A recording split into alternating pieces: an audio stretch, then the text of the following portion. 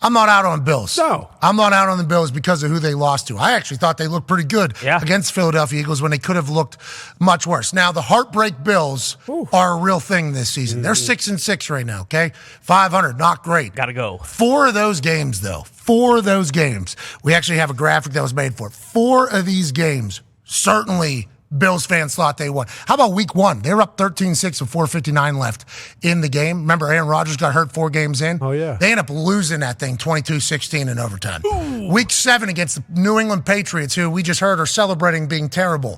25-22 with 18 seconds left in that game. They think they're winning that one, right? Bills fans, we won that one? Oh, yeah. They end up losing, obviously, 29-25. How about against the Broncos? 22-21 with 4 seconds left, and obviously game winner. Now we got 24-22. And then week 12.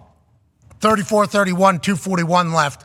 Then Jake Elliott hits a 59-yard field goal in a downpour whirlwind. One of the nicest, best kicks I have seen to send that thing into overtime. Buffalo Bills, Bass makes a kick. How you doing? Keep it moving. The Eagles walk right down the field. Jalen Hurts scores a touchdown.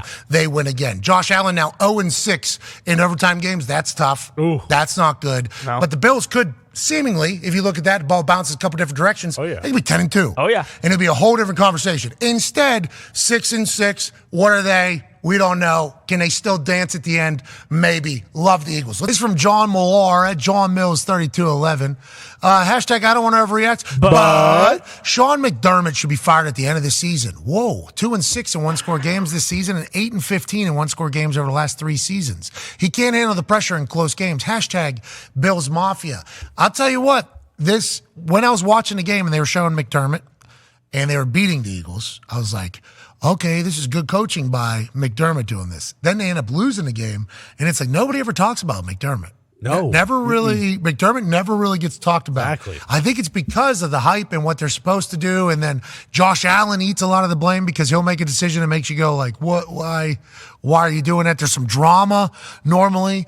But if you look at what has happened this season here for this Heartbreak Bills team, they could be 10-2. 10-2 if the ball bounces a different way. 4:59 left. They're up over the Jets for first week. Obviously, got to get that one. No Aaron Rodgers, the whole thing that happened and took place. They end up losing on a punt return, 22-16. Against the Patriots, they had to lead with 18 seconds left. Obviously, that changes with a tud. Week 10, 22-21, then a game-winning field goal ends it. And then, last night, 34-31, 2:41 left in overtime after a miraculous, just think of the 59-yarder going in for Jake Elliott. If that doesn't go through, whole different conversation. Yeah. But instead, a miraculous kick from Jake Elliott goes through, and then they kick a field goal, and the Eagles just do what the Eagles continue to do, which is just win whenever they have to, which I guess goes to what the Bills haven't been able to do. AJ, is that a McDermott thing? Is that a culture thing? Do you believe, or do you agree with old Millar here? No, I mean, I'm not writing the Bills off by any means because, like you said, if that 58-yarder does not go in, we're not having this conversation. We're talking about the Bills are back on track. Here we go. Back. Josh Allen's back. The team, they've worked out all their demons. We're good to go. So, like, I understand that part of it, so I can't write the Bills off.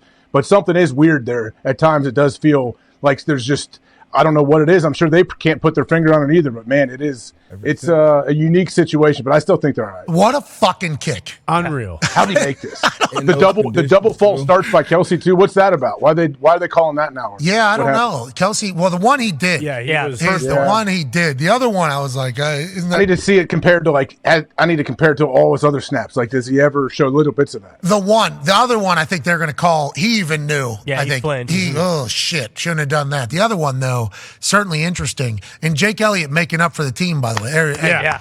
Kelsey, you've done a lot for us. Right. That's what Jake Elliott. You've done a lot for us, pal. And last night he did again in the way he does everything. But like, what a miraculous kick to change the entire convo about the Buffalo Bills. Like since that 13 seconds. Oh, did you ever think the Bills would kneel with 20 seconds left to a chance to win a ball game? I did see some people showcasing. With a timeout too. Yeah, showcasing some of the throws that Josh Allen has made in the past and been like, we're Blake Bortling this entire thing, because that's what Blake Bortles did with the Jags AFC Championship up there in New England. Yep. Before half, they had like a minute and plenty of time. They just kneeled it out and like, let's just get in the locker room with a lead. We're happy to be that. And we're all, football gods going to see that, not be happy about it. I think they should have let Blake Bortles the boat cook then definitely believe in letting Josh go, especially with how he's played. Right. You know, he's making some throws. He played well yesterday. Yeah, he was playing good. And that's why that kick doesn't go in. You say we're all saying they're back. It's like different attitude, different vibe. Yeah. They beat the Eagles. It's a big game. Josh is back seemingly. Stephon Diggs was getting a rush. Shakir was getting the ball. It's like they found another weapon. James Cook, they had him lined up like in the offensive line at one point yesterday. Did you see that? A-gap, yeah. Yeah, he's in the A-gap, kind of lined up in there. I'm like, okay, they're going to just try him. And they just snuck him out for a route. I'm like, why don't more people? Yeah. Why are more people lining people up behind the center if you're in shotgun doing that entire thing? Kind of those critical. He started off Josh Allen playing great with using his legs. I think he put up like 500 yards, but some critical situations. The Bradbury pick on the kind of like trap coverage put the Eagles in scoring territory, and then that one me and AJ were talking about it earlier, the deep one in overtime to Gabe Davis on the zero pressure zigzag. Yeah, he kind of checked. And that's, you got a new offensive coordinator with second game calling the plays, I think, but he checked and kind of had the protection.